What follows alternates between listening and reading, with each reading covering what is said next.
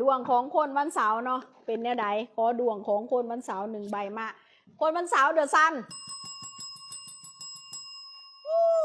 สุดยอดเลยเนาะเดอะซันมื้อนี้คนวันเสาร์วันที่7 ตุลาเนาะเพิ่นว่าเดอะซันแสงสว่างแสงสว่างแห่งความโชคดีแสงสว่างแห่งความเจริญ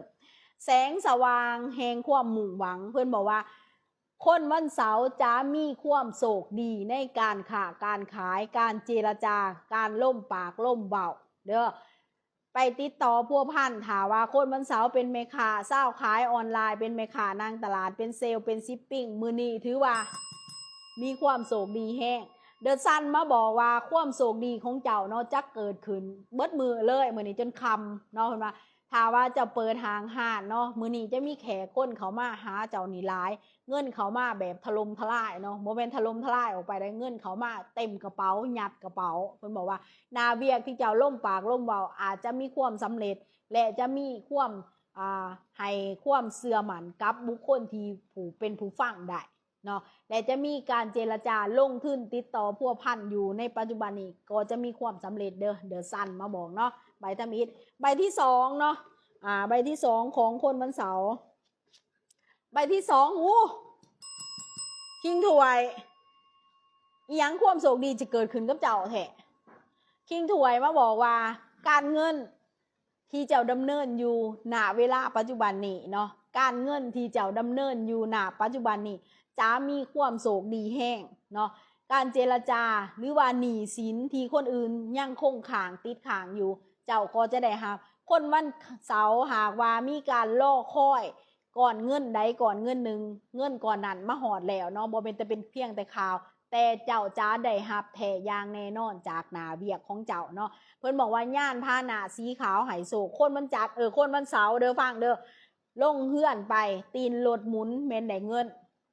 คนวันเสาร์ในหัวสมองเนาะคิดแต่เรื่องเงินอย่างเดียวมื้อนี้เขาจะต้องได้เงินมื้อนี้เขาจะต้องหมุนเงินมื้อนี้เขาจะต้องขยายธุรกิจเพิ่นบอกว่าธุรกิจของคนวันเสาร์จะมีความเติบโตและจะมีความเฮงมีความปังคนวันเสาร์จะมีความโชคดีเพิ่นบอกว่ามีสิ่งศักดิ์สิทธิ์เบิ่งแย่งให้ความสวยเหลือเนาะอันนี้คือดวงของคนวันเสาร์ถ้าหากว่าคนวันเสาร์คนที่เป็นโสดเนาะจะได้พบคนที่มีความหวังนำกันและเป็นคนที่ว่าศึกษาดูใจเข้าใจสวยเหลือซึ่งกันและกันได้และคนวันเสาร์เนาะเพิ่นว่าคนที่มีครอบครัวคนที่มีคู่แล้วเนาะจะสวยเหลือกันเนาะเบิ่งแย่งประคับประคองและมีความคิดอันเดียวกันอยากเสริมขยายธุรกิจเนาะให้มีความกว้างขึ้นให้มีความใหญ่โตเกิดขึ้นเพิ่นบอกว่าคนวันจันทร์จะได้คนวันเสาร์จะได้รับความสำเร็จเด้อคนวันเสาร์จะได้รับความสำเร็จเดินในการขยายธุรกิจและจะได้รับจับเงินก่อนเนาะและในบางเรื่องอาจจะได้จับจ่ายเงินก่อนออกไปเพื่อซื้อวัตถุเขามาใส่หางหานเนาะอันนี้ดวงของคนวันเสาร์เพิ่นว่าคนวันเสาร์ดวงเฮงแห้งเด้อมื้อนี้เนาะอาศัยดวงคนวันเสาร์บ่เนาะสื่อเลขนี่ว่าเลขหน้าไพ่ของคนวันเสาร์เป็นเลขอีหยังไพ่ใบที่3เนาะใบสุดท้ายของคนวันเสาร์ว่าแนวใดขอให้โชคดีเด้ออุ้ยเดอะเวอร์มาเลยอุ้ยไผ่ซักซิดสอดช้องใบผุนพี่น้องคนมันเสาร์พังเด้อแซ่ออกให้แม่ควันแน่เนาะมื้อนี้ดวงของคนวันเสาร์เฮงยืนหนึ่งเลยดวงของคนวันเสาร์มื้อนี้เฮงยืนหนึ่งเลยเดอะเวอร์เนาะเดอะเวอร์มาบอกว่าคนวันเสาร์มื้อนี้ความตั้งใจการเฮ็ดทำลงมือทำธุรกิจอันใหม่ก็ดีอันเก่าก็ดีจะเสริมขยายธุรกิจก็ดีจะมีความสำเร็จสูงมื้อนี้ดวงของคนวันเสาร์ได้เงินฟรีได้เงินจากโซได้เงินจากสิ่งศักดิ์สิทธิ์และธุรกิจมื้อนี้คนวันเสาร์ก็จะมีความขยายโตดีก็จะมีแขกมีคนเข้ามาใส่บริการเนาะถ้าว่าคนวันเสาร์เปิดร้านขายเครื่องเนาะนั่งตลาดหรือว่าเปิด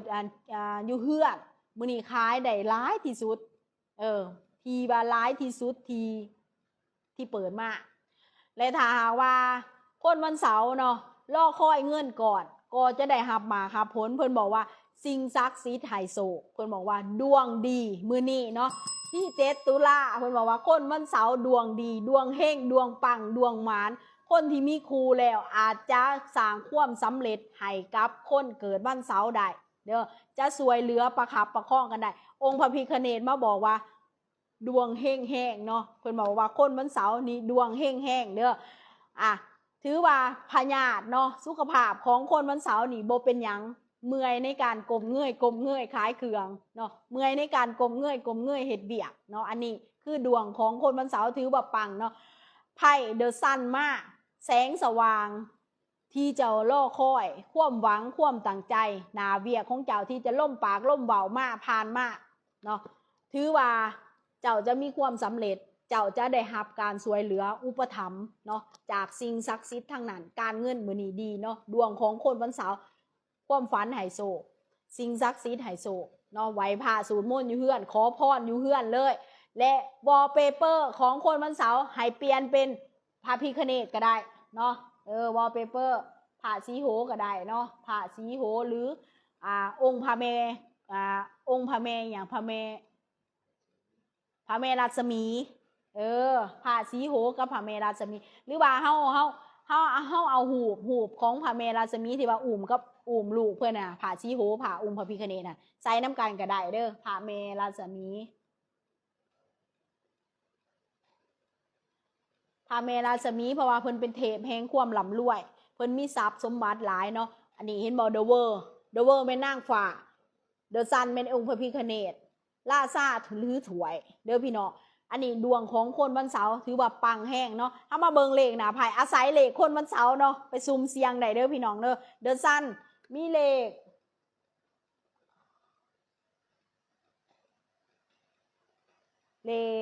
อีหยังว่าเขาเอิ้นนี่เลขอีหยังนี่เลขอีหยังนี่เลขโรแมงนี่มันเลขอีหยังนี่เลขของคนวันเสาร์ฟังเด้อเลขถ้ามีเราจะมีเลข19พออายว่าแต่มีเลข1เดอะเวอร์16 17แม่นบ่เลขเท่าไหร่นี่เดอะเวอร์นี่เลขอีหยังนี่